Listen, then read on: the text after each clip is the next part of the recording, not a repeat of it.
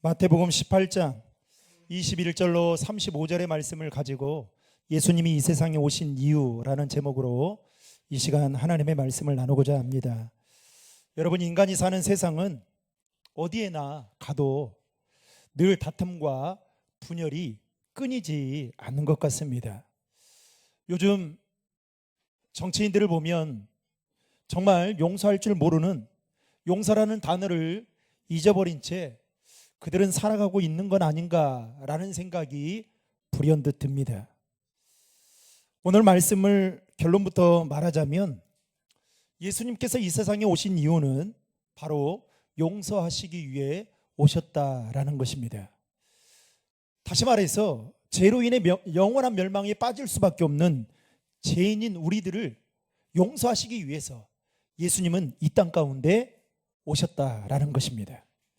특별히 오늘 본문은 용서에 관한 이야기입니다.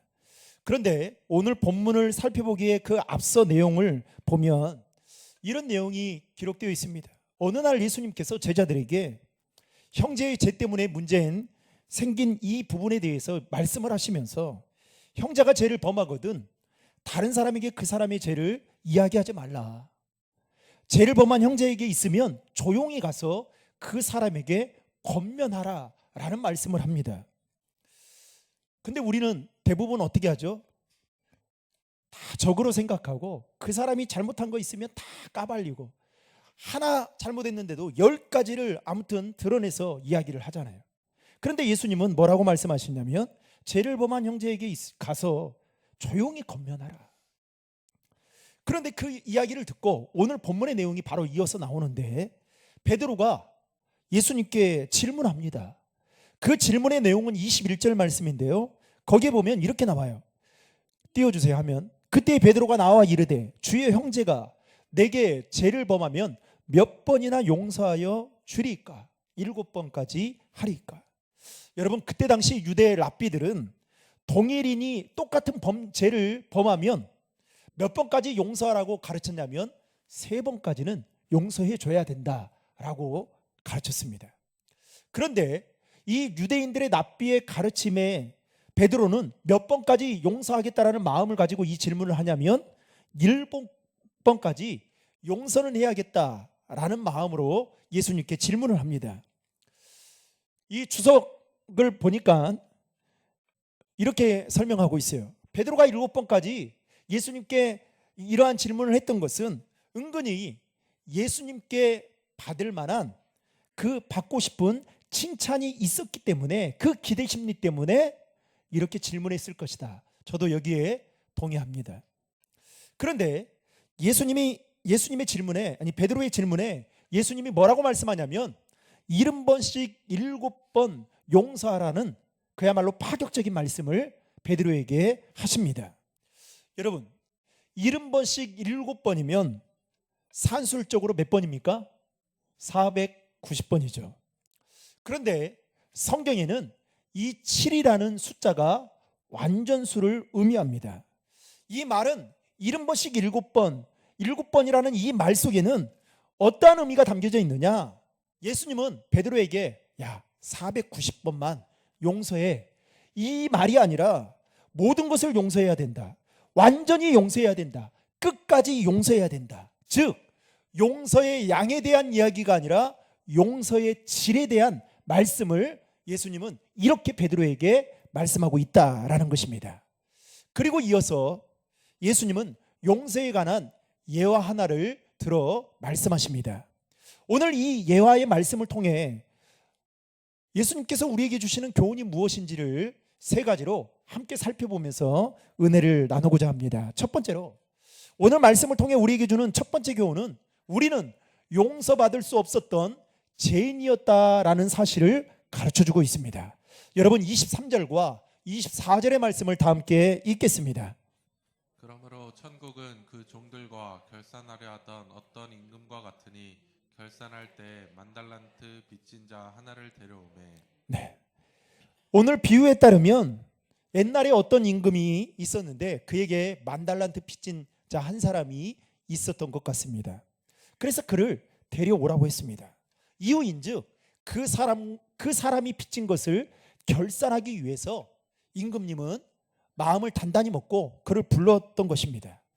그런데 당시 여러분 한 달란트는 로마와 유대에서 사용하는 화폐 단위 중에 가장 큰 단위입니다. 오늘 지폐로 따지면 오늘 우리나라가 쓰고 있는 지폐 중에 가장 큰 지폐가 뭐예요? 네, 5만 원짜리겠죠.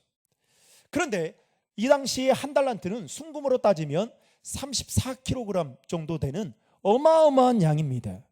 여러분 이해가 잘 안 될 것 같은데 이 한 달란트는 데나리온으로 따지면 6천 데나리온입니다.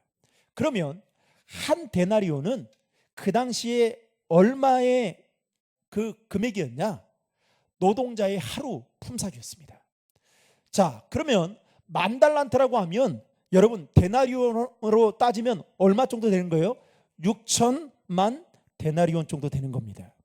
여러분 하루 품삯 잡아서 요즘 적게 그냥 10만 원으로 여러분 품삯을 가정해 보십시오.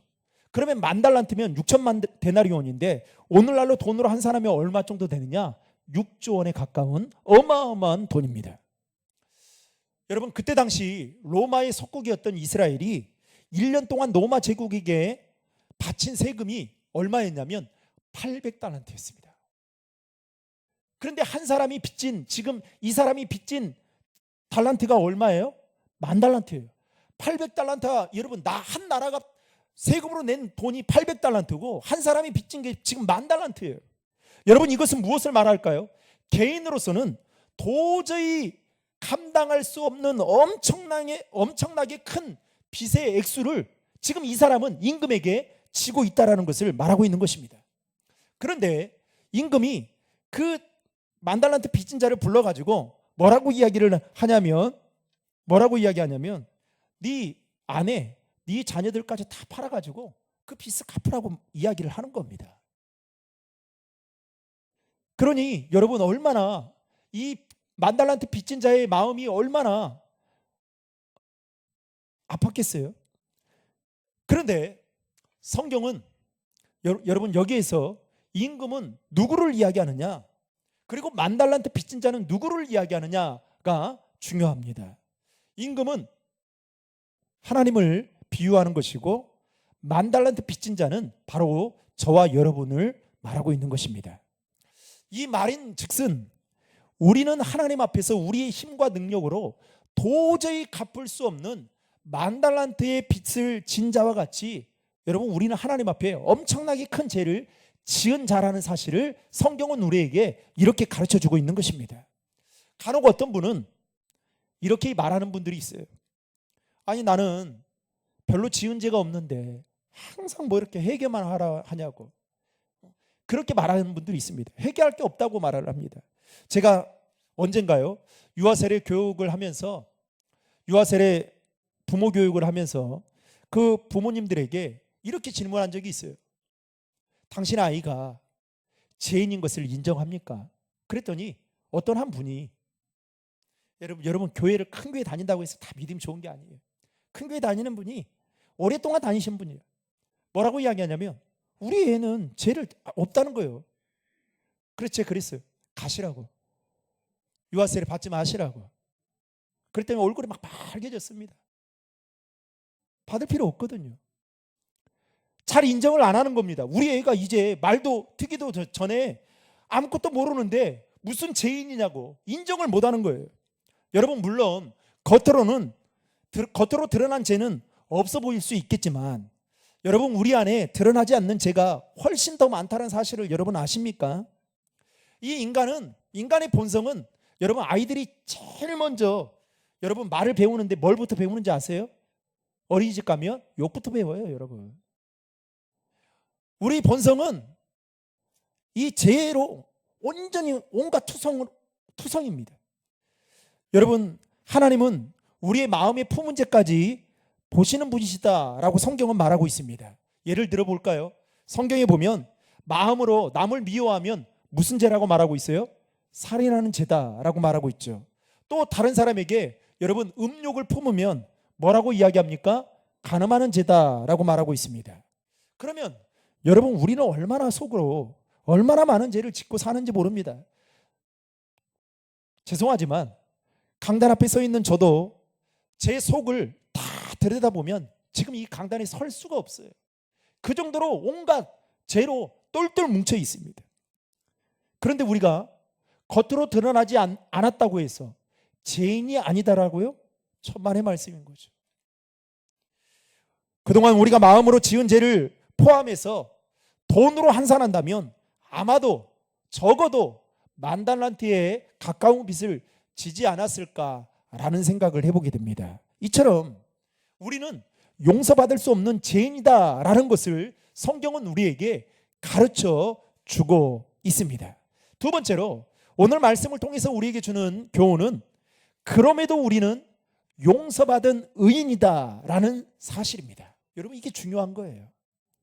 오늘 본문 26절과 27절 말씀에 보면 10,000달란트 빚진 종이 임금 앞에 나와 엎드려 절하며 내게 참으소서 다 갚겠나이다 이렇게 말합니다. 그런데 여러분, 이거는 그냥 말에 불과할 뿐이죠. 왜요? 그가 빚을 진 금액이 6조 원에 가라는데 어떻게 그걸 갚겠습니까? 그러자 임금이 그 종을 불쌍히 여겨서 그 빚을 탕감해 줍니다. 여러분, 26절과 27절의 말씀을 다 함께 읽겠습니다. 그 종이 엎드려 절하며 이르되 내게 참으소서 다 갚으리이다 하거늘 그 종의 주인이 불쌍히 여겨 놓아 보내며 그 빚을 탕감하여 주었더니. 아멘. 방금 읽은 말씀에 보면 여러분, 탕감이라는 단어가 나와요. 이 탕감이라는 말은 헬라어로 아피에미라는 말인데 이 말에는 세 가지 의미가 있습니다. 첫 번째는 죄를 멀리 옮겨버리다 라는 의미가 있고요. 두 번째는 죄를 깨끗이 불태워버린다. 세 번째는 더러운 오물을 땅속에 깊이 묻어버린다 라는 뜻이 있습니다. 그런데 성경에 보면 여러분, 하나님은 어떠한 분인지를 설명하고 있는데 요한일서 1장 9절에 보면 하나님은 이런 분이시다라고 이렇게 말씀합니다. 만일 우리가 우리 죄를 자백하면 그는 미쁘시고 의로우사 우리 죄를 사하시며 우리를 모든 불의에서 깨끗하게 하실 것이요. 즉 하나님은 미쁘시고 의로우사 우리의 죄를 사하시고 우리를 모든 불의에서 깨끗게 하시는 분이시다라는 말씀입니다. 쉬운 말로 두 글자로 정리하면 탕감해 주시는 분이시다라는 것입니다. 하나님은 우리가 어떤 죄를 지었든지 간에 죄를 자백하고 회개하면 우리의 죄를 저 멀리 바다 한가운데 던져버리시고 그리고 완전히 다시는 회복할 수 없을 정도로 불태워버리시고 땅에 묻어버릴 만큼 완전하게 용서해 주시는 분이심을 믿으시길 바랍니다. 참 간혹 우리가 만나는 사람들 중에 이런 분이 있어요. 뒤끝 장렬. 다 마음이 풀렸대요. 그리고 어떻게 해요? 이제 괜찮대요. 그런데 조금 있으니까 몇 시간 뒤에 돌아보니까 그 풀리지가 않은 거예요. 뒤끝 장렬. 그래서 어떻게 해요? 그분이 말하면 도대체 이게 마음이 놓이질 않는. 여러분 한번 생각해 보십시오. 하나님과 우리와의 관계가 여러분 부부와의 관계도 마찬가지예요. 부부 간에 서로 싸우잖아요. 싸울 수 있어요. 다툴 수 있단 말이죠. 그런데 어떻게 해요? 부부 간의 싸움은 칼로 물베기와 같아야 하잖아요. 그런데 어떻게 해요? 말로는 한쪽에서는 빨리 풀어야 되고 한쪽에서는 풀 마음이 전혀 없는데 풀 마음이 전혀 없는 사람이 이렇게 이야기하는 거예요. 괜찮다고. 다음부터 그러지 말라고. 그래서 이제 마음이 놓여요. 그런데 그날 저녁에 보니까 아닌 거예요. 그러면 어떻게 됩니까? 진짜 마음 불편한 거죠. 마음 불편한 거죠. 여러분 하나님과 우리와의 관계도 그렇습니다. 하나님은 우리의 죄를 자백하고 우리의 회개하면 그 모든 죄를 다 사해 주시고 불의를 깨끗하게 해 주신다고 했는데 그때마다 다른 거예요. 하나님이 그때마다 기분과 감정에 따라 상황과 환경에 따라 우리를 대하는 태도가 다르면 여러분 어떠겠어요? 얼마나 마음이 불편하겠어요. 그런데 하나님은 오늘 말씀에서 어떤 분이시냐? 우리의 죄를 탕감해 주시는 분이시다 라고 말씀하고 있는 것입니다. 게다가 27절 말씀에 보면 불쌍히 여긴다라는 말은 다른 말로 표현하면 긍휼히 여긴다라는 말입니다. 여러분, 용서라는 것은 언제 할 수 있는지 아세요? 불쌍히 여기는 마음이 있을 때, 상대방에 대한 긍휼의 마음이 있을 때 용서가 가능해지는 것입니다. 부부싸움에도 마찬가지예요. 서로 부부간에도 서로 티격태격 다툴 수 있어요. 그런데요, 여러분, 불쌍히 여기는 마음이 들면 어떤 생각이 들어요? 부부싸움을 하다가도 멈추게 됩니다. 남편 보니까 너무 측은해 보여요. 아내 보니까 가정일을 하느라고 너무 안쓰러워 보여요. 불쌍히 여기면 싸울 마음도 사라지게 돼요. 형제간에도 마찬가지예요. 서로 불쌍히 여기는 마음이 있으면 싸움할 일이 없습니다. 문제는 이런 마음이 우리 안에 없다 보니까 서로 다투고 싸우고 상처 주는 말들을 주고받고 하는 것입니다. 여러분, 죄인이었던 우리가 용서받을 수 있었던 그 이유가 무엇일까요? 용서받을 만한 자격이 있어서 용서받은 건가요? 용서받을 만한 조건이 있어서, 조건이 되어서 용서를 받는 건가요? 아니에요. 어른은 의로운 자가 아닙니다. 죄인이었던 우리가 용서받을 수 있었던 그 이유는 오늘 말씀에 따르면 하나님께서 우리를 불쌍히 여기는 마음을 가지고 있었기 때문에 저와 여러분이 용서받게 된 줄로 믿으시기 바랍니다. 하나님께서 우리를 불쌍히 여겨주셨기 때문에 그 은혜로 말미암아 저와 여러분이 지금 그 은혜로 살아가고 있는 것입니다. 마지막 세 번째로 오늘 말씀을 통해서 우리에게 주는 교훈은 우리는 용서하며 살아가야 할 자라는 사실입니다. 여러분, 왜 우리가 남을 용서해야 될까요? 앞에서도 언급한 바와 같이 우리는 이미 예수님께 우리의 죄를 탕감받은, 용서받은 자들이기 때문입니다. 그런데 오늘 본문을 보면 이 만달란트 빚진 자의 여러분 행동을 자세히 눈여겨보십시오. 그는 자신의 힘으로 평생을 갚아도 갚을 수 없는 어마어마한 큰 빚을 졌던 사람이었습니다. 그런데 임금이 어찌된 일인지 그의 빚을 다 탕감해 주었어요. 그런데 그 탕감을 받고 그는 엄청나게 기뻐했습니다. 그리고 그 기쁜 마음에 자신의 집으로 돌아가던 그 길에 자신에게 10데나리온 빚을 진 사람을 만나게 됩니다. 여러분, 10데나리온이면 얼마예요? 10일 정도의 품삯을 빚진 자예요. 그러니까 큰 돈도 아니에요. 그런데 오늘 그가 자신에게 빚을 진 10데나리온 빚을 진 사람을 만나자마자 어떻게 합니까? 빚을 갚으라고 막말을 쏟아냅니다. 그리고 멱살을 잡습니다.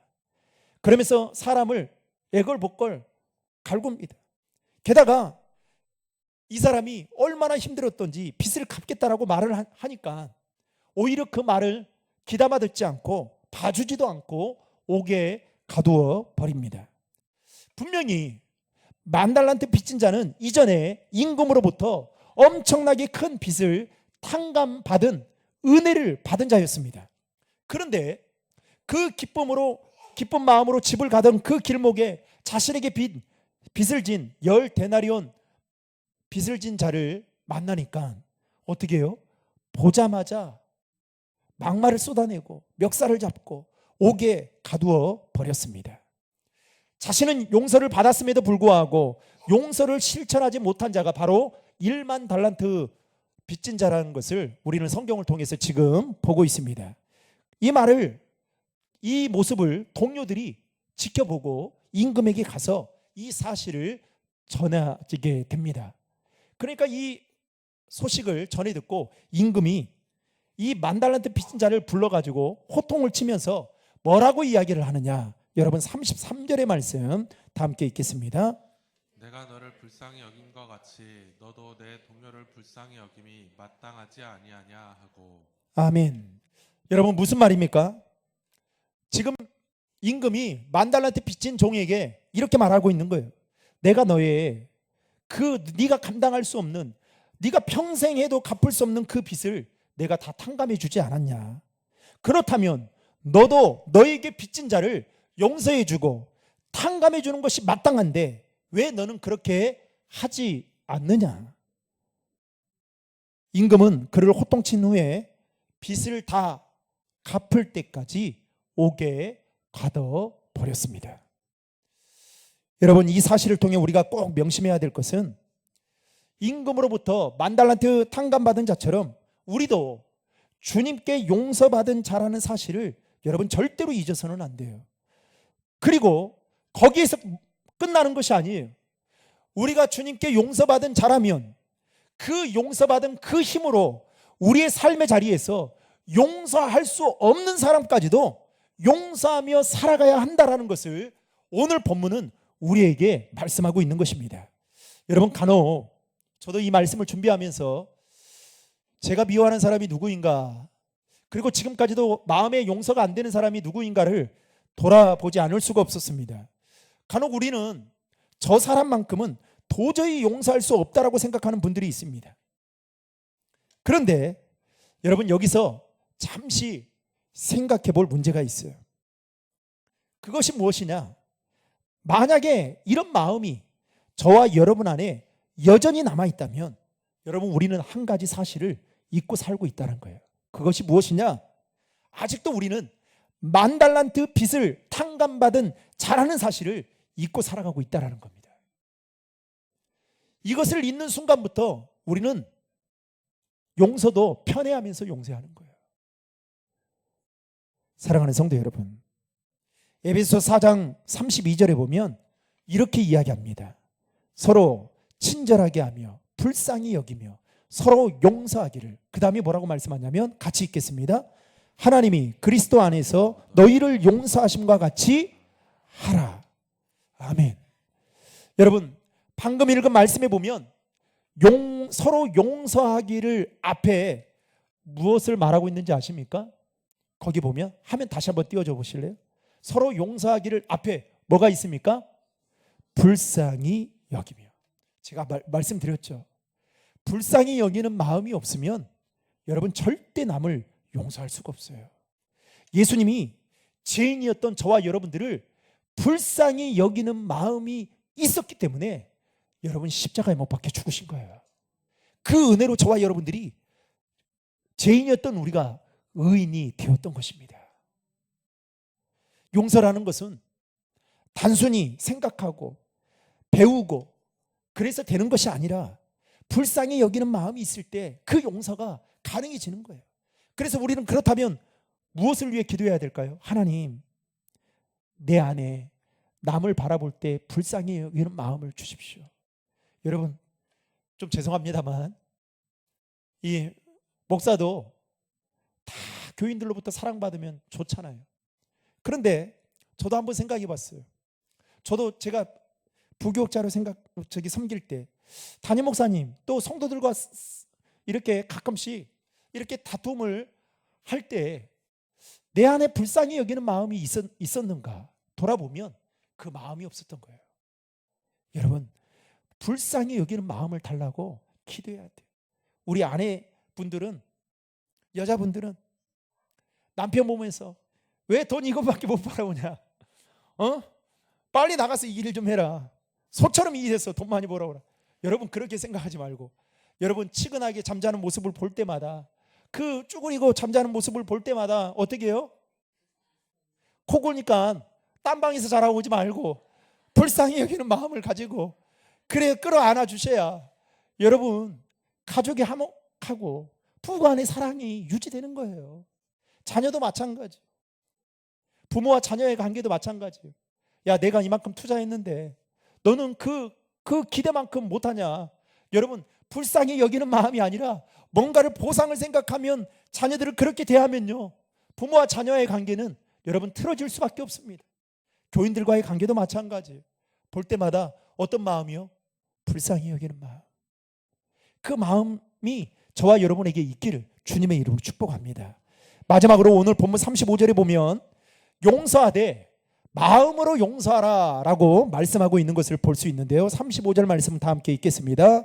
너희가 각각 마음으로부터 형제를 용서하지 아니하면 나의 하늘 아버지께서도 너희에게 이와 같이 하시리라. 아멘. 여러분, 용서하되 어떻게 하라고요? 마음으로 하라. 입으로 딸싹딸싹 그리고 뒤끝장렬 이게 아니라 마음으로, 이론적으로만 생각하고 하는 것이 아니라 마음으로 용서를 하는 것이 진정한 용서임을 예수님은 가르쳐 주고 있는 것입니다. 사랑하는 성도 여러분, 혹시 오늘 이 말씀을 듣는 순간에도 누군가를 용서하지 못해서 마음의 원수처럼 생각하는 사람이 있다면 여러분, 이 시간 그 사람을 마음으로 용서할 수 있기를 주님의 이름으로 축복합니다. 여러분, 그게 내가 복받는 길이고 내가 더 잘 되는 길이에요. 이제 말씀을 맺겠습니다. 사랑하는 성도 여러분, 오늘 본문 24절 말씀에 보면 여러분, 결산할 때라는 말이 나옵니다. 저는 이 말이 제 눈에 들어왔어요. 여러분, 주님께서 다시 이 세상에 오실 그때에 우리 모두는 다시 오실 그 주님 앞에 바로 서게 되는 그 날이 있을 겁니다. 바로 그때 주님은 이렇게 우리에게 물으실 거예요. 네가 얼마만큼 믿음으로 살았느냐? 네가 얼마만큼 나에게 10,000달란트 빚진 자와 같이 죄를 탕감받았음에도 불구하고 얼마나 많은 사람들을 용서하고 용서하려고 하는 그 마음을 가지고 살아왔느냐? 그것을 보고 결산할 때가 분명히 있을 것입니다. 인간적으로 보면 우리는 용서받을 수도 없는 죄인임에 틀림없습니다. 그럼에도 예수님께서 죄인이었던 우리를 구원하시고 하나님의 자녀 삼아주셨던 것은 단 한 가지 이유 때문이었습니다. 우리를 이처럼 사랑하셔서 용서해 주셨기 때문인 줄로 믿으시기 바랍니다. 하나님의 그 용서하심이, 그 하나님의 사랑이 없었다면 우리는 평생 이 땅에서 고생만 하다가 지옥에 갈 수밖에 없는 어리석은 자들이었던 것이죠. 사랑하는 성도 여러분, 우리는 지금 대림절 기간을 보내고 있습니다. 이 땅에 다시 메시아로 오실 그 아기 예수님을 우리는 소망하며 대림절을 보내고 있는 이때에 여러분, 대림절 기간 통해 우리가 질문해야 될 것은, 우리가 생각해야 될 것은 예수님이 왜 이 세상에 오셨는가? 그래서 3주 동안 이 시리즈를 가지고 예수님이 왜 이 세상에 오셨는지 이유에 대한 시리즈를 가지고 여러분들과 말씀을 나누려고 합니다. 사랑하는 성도 여러분, 오늘 다른 거 다 잊어버려도 돼요. 예수님이 이 세상에 오신 이유는 우리를 용서하시기 위해서 오셨다. 이 한 문장을 여러분 기억하시고 저와 여러분들의 삶의 자리에서 또 대림절을 보내고 있는 이때에 한 주간도 용서하는 마음을 가지고 살아가는 저와 여러분 되시기를 주님의 이름으로 축원합니다.